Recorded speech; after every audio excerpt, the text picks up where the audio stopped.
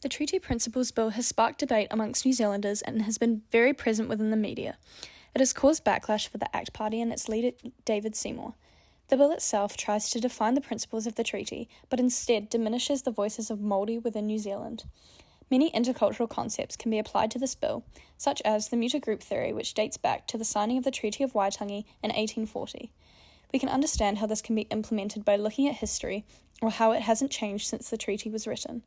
We can also look into the reactions of the other parties within the government and the way that they believe this is dealing with the definition of the principles. We look into this using cultural dominance and how this has affected the way of the rest of the government has reacted. Lastly, we look into the consequences of the bill on Māori privilege and equity and equality, addressing this through how this has been received by the public, especially from a Māori point of view. The ACT Party's Treaty Principles Bill in New Zealand has sparked significant debate regarding its implications for the Treaty of Waitangi and the relationship between Māori and the Crown. The party emphasises that every child born in New Zealand deserves the same respect and dignity, including equality before the law.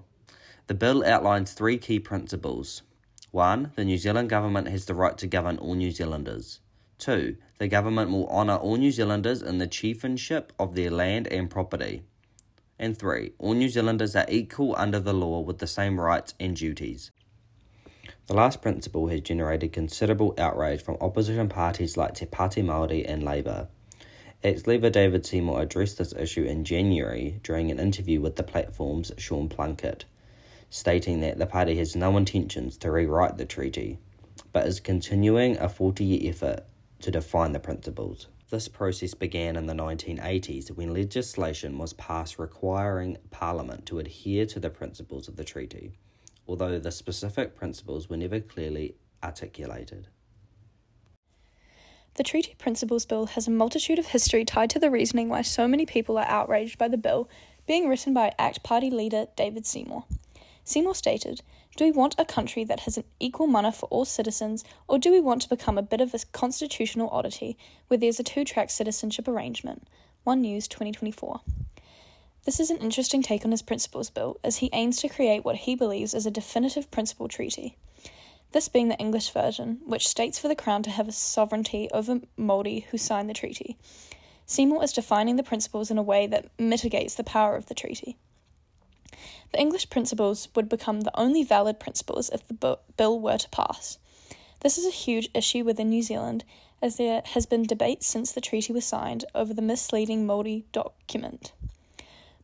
Māori chiefs who signed the document thought that they were going to sign for complete governorship in return of chieftainship over their own land.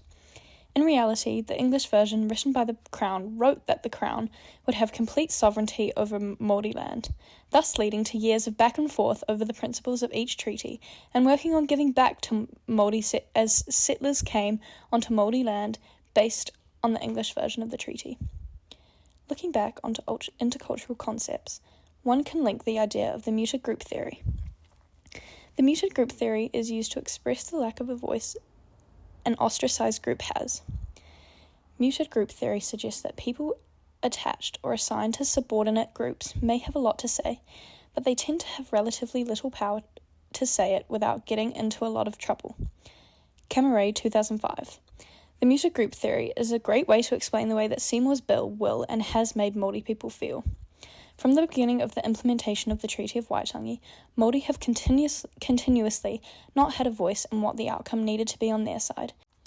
As natives of the land of Aotearoa, Māori should have been able to keep their land in the way they were living, but the Crown thought otherwise and decided to implement the treaty.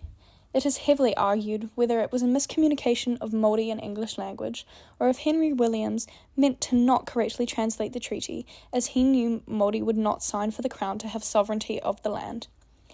The theory further suggests that an important way that a group maintains its dominance is by stifling and belittling the speech and ideas of those they label as outside the privileged circle. Cammeray, 2005. This idea helps to enforce that what Seymour is doing is just belittling the speech of those of Māori descent who live in New Zealand. By defining the principles of the treaty, Māori will likely lose possession of many of their assets that have been given in compensation by the government over the past century to, in a way, change the way that was followed in the treaty. Cultural dominance, defined by Richard A. Rogers, is a condition characterized by the unidirectional imposition of elements of a dominant culture onto a subordinated, marginalized, colonized culture. In the context of cultural dominance, if the ACT Party's bill is seen as prioritising the perspectives and interests of the dominant culture, in this case Pākehā or non-Māori New Zealanders, over those of Māori, it could be viewed as a form of appropriation, which according to Rogers means the taking from a culture that is not one's own. This might manifest in the way the bill interprets or alters the principles of the treaty, potentially sidelining Māori voices and experiences in favour for a more commercially or politically expedient agenda. An article written by Stuff NZ explains the Waitangi Tribunal has expressed its concern, slamming the bill as unfair, discriminatory, and explaining that it will belie the partnership between Māori and the Crown. Seymour is aware that some people are against the proposal. He said that's politics. His coalition partners, National Party leader and Prime Minister Christopher Luxon, and New Zealand First Party leader Winston Peters said they won't support the bill beyond first reading. In reference to Rogers' definition of cultural dominance, Hipkins criticises the opposition for endorsing policies that could lead to division. In Julia Gable's NZ Herald article, Hipkins says that National should stand by their principles and simply stop the bill proceeding any further. He has also spoke out at Luxon, saying that his coalition should focus on bringing our country together rather than creating division. Hipkins feels that the bill is prioritising the interests of one group above another. A journalist from The Spin-Off, Tommy De Silva, explains in his article that Seymour has received more criticism from Te Pāti Māori co-leader Debbie Ngāwera-Packer, who explains that the proposed treaty principles were disturbing, horrific and utterly racist. In another report, she told Stuff Luxon can no longer hide behind his coalition partners. Either he has given full control of his government to David Seymour, or he is using the coalition agreement as an excuse to pursue his own anti-Māori agenda. Ngāwera-Packer's comments highlight the power dynamics within the government, suggesting that Luxon is either letting David Seymour control the agenda or is using the coalition as a cover for anti-Māori policies. This reflects cultural dominance, where dominant political interests overshadow marginalised Māori voices. She emphasises the need for leaders to question policies that uphold cultural imposition on Māori communities. Her comments urge the need for a political environment that respects the Treaty of Waitangi and Māori rights, calling for a change towards a greater understanding and appreciation of Māori viewpoints. Protests and gatherings against the Treaty Principles Bill have shown how uneasy many people are about its possible effects on Māori rights. Significant events such as the National Māori Action Day and a mass hui at Turanga Waewae Marae, led by the late Māori king, Kingi Tuheitia, which gathered 10,000 attendees, demonstrated a large resistance to the bill, especially among Māori leaders. As the bill threatens to undermine important treaty rights, King Tuheitia underlined the significance of these gatherings and the need for the Māori voice to be heard. The bill's implications have been further debated when activists like Tame Iti went so far as to term it a politically motivated attack on perceived Māori privilege. Many believe that correcting historical injustices requires addressing Māori privilege, and the bill is seen as undermining that progress.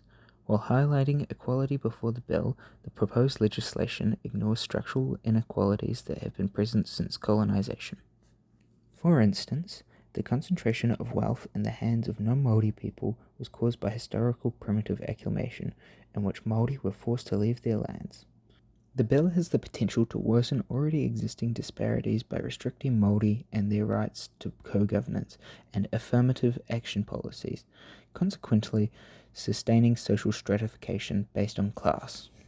Additionally, the bill challenges the foundation of Māori privilege, which is not a privilege in the traditional sense, but rather a necessary tool for addressing past wrongs and achieving equity.